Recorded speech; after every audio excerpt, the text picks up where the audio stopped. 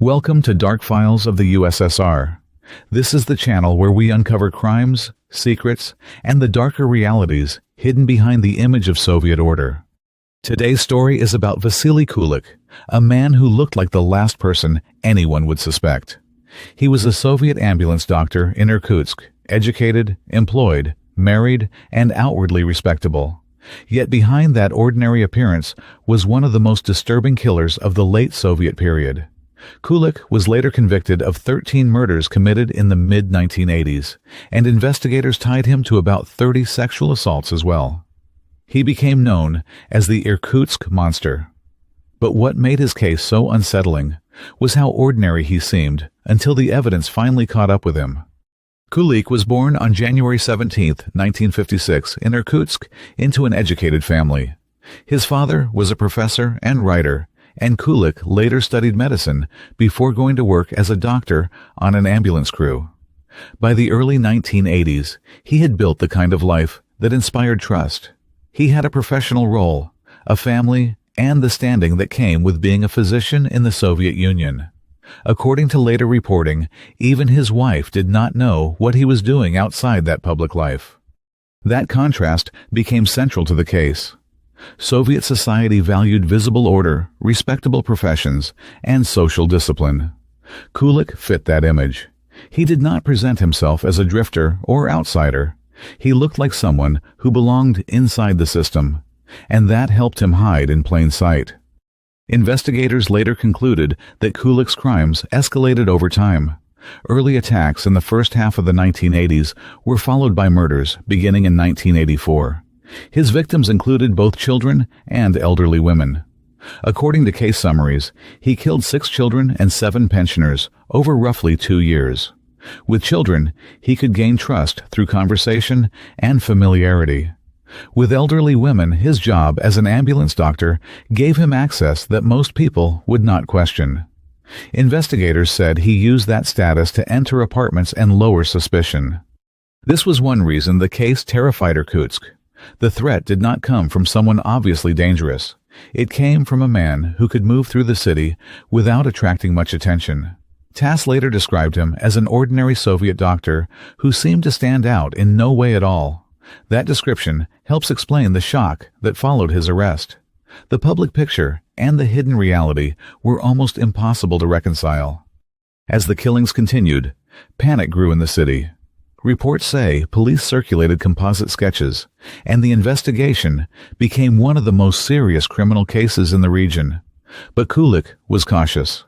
He knew how to withdraw when something felt risky, and for a long time he avoided being fully identified.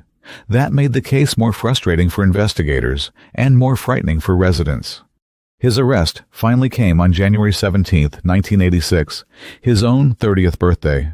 According to TASS, Kulik encountered a boy on the way to a store and used force when the child resisted. Women who saw what was happening followed them to a construction site, and passing men helped stop him when he tried to escape. That moment changed everything. Kulik was handed over to the police, and the quiet doctor no one had fully seen suddenly became the central suspect in a long series of attacks. At first, he confessed. But later, he withdrew those statements and claimed that an invented gang had forced him to take responsibility for crimes he did not commit. Because the case was so serious, investigators had to go back and build the evidence carefully. The work later fell to investigator Nikolai Kitaev, who, according to TASS, approached the case with far greater attention to proof.